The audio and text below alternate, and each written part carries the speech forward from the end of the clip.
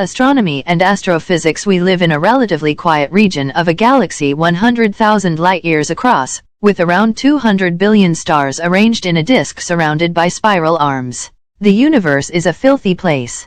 Tons of cosmic dust are estimated to reach the Earth's surface every year. Our galaxy's disk contains only 1 grain per cubic meter on average. However, because there are many cubic meters between stars, dust accounts for roughly 1% of the total mass of interstellar matter.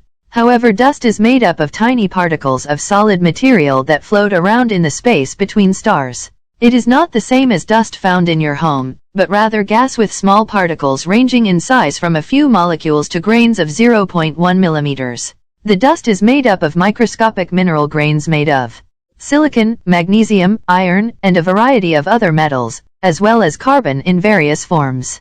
Radio emissions reveal that the clouds are densely packed with molecules. More than 200 molecular species are present, dominated by molecular hydrogen, H2, but we also see carbon monoxide, CO, which is used as a tracer for the difficult-to-observe hydrogen, carbon dioxide, CO2, methyl alcohol, CH3O, ethyl alcohol, CH3CH2O, and possibly even complex molecules like urea, CH4N2O, and others.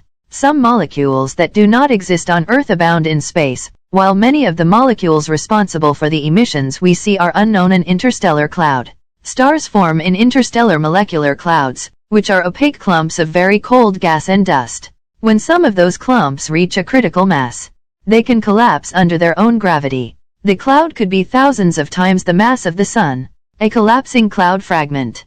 As the cloud disintegrates, a dense, hot core forms and begins to collect dust and gas. Not all of this material becomes a star. The remaining dust may form planets, asteroids, or comets, or it may remain as dust. The cloud is very diffuse at this stage, so heat is not trapped, except near the center, and temperature does not rise significantly. Fragmentation ceases. After tens of thousands of years, blast waves from nearby exploding stars, cloud-cloud collisions, and other violent events disrupt the interstellar clouds, causing them to form turbulent clumps within which new stars form. Because of the low temperatures, ragged blobs within the clouds condense, slowly heating up their central cores. A protostar. Protostar appears in the fragment's center. The collapse and fragmentation of molecular clouds into extremely dense clumps is the first step in the formation of stars. The object is known as a protostar during this time, and until hydrogen burning begins and it joins the main sequence. Protostellar evolution. A protostar is an extremely young star that is still gaining mass from its parent molecular cloud. The protostellar phase is the first stage in the evolution of a star. It lasts about 500,000 years for a low-mass star, such as the Sun. The phase begins when a fragment of a molecular cloud collapses under the force of self-gravity and an opaque, pressure-supported core forms inside the collapsing fragment. It comes to an end when the infalling gas runs out, leaving a pre-main sequence star that contracts to become a main sequence star at the onset of hydrogen fusion, which produces helium. Star formation begins in dense cores, which are relatively small molecular clouds. Each dense core starts out in a state of equilibrium between self-gravity, which tends to compress the object, and both gas pressure and magnetic pressure, which tend to inflate it.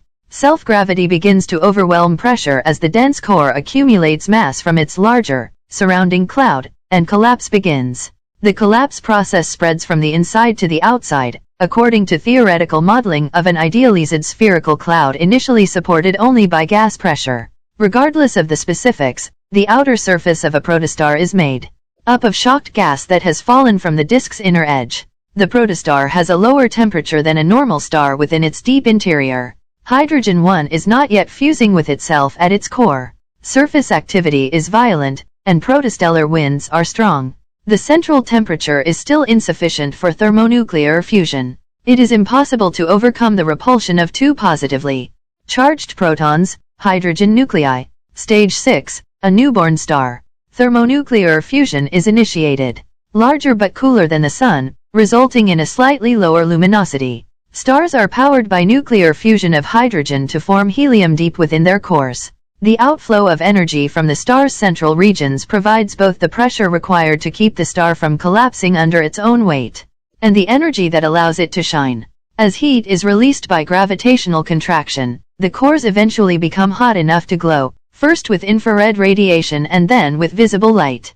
Stage 7. The main sequence at last. Main sequence stars have a wide range of luminosities and colors and can be classified accordingly. The smallest stars, known as red dwarfs, may have as little as 10% the mass of the Sun and emit only 0.01% as much energy, glowing feebly at temperatures ranging from 3000 to 4000 degrees Celsius. Despite their small size, red dwarfs are by far the most numerous stars in the universe, with lifespans the tens of billions of years. The most massive stars, known as hypergiants, on the other hand, may be 100 or more times more massive than the Sun and have surface temperatures of more than 30,000 K. Hypergiants emit hundreds of thousands of times more energy than the Sun but have a few million-year lifetime. Although extreme stars like these are thought to have been common in the early universe, they are now extremely rare. The Milky Way galaxy contains only a few hypergiants. The larger a star, in general, the shorter its life, though all but the most massive stars live for billions of years. Nuclear reactions stop when a star has fused all of the hydrogen in its core. When the core is deprived of the energy required to sustain it, it begins to collapse in on itself and becomes much hotter.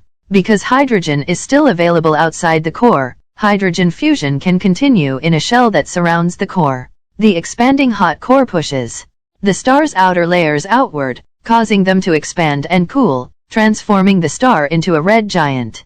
If the star is massive enough, the collapsing core may become hot enough to support more exotic nuclear reactions that consume helium while producing a range of heavier elements up to iron. Such reactions, however, only provide a temporary reprieve. The star's internal nuclear fires become increasingly unstable over time, sometimes burning furiously and then dying away. These changes cause the star to pulsate and shed its outer layers, enveloping itself in a cocoon of gas and dust.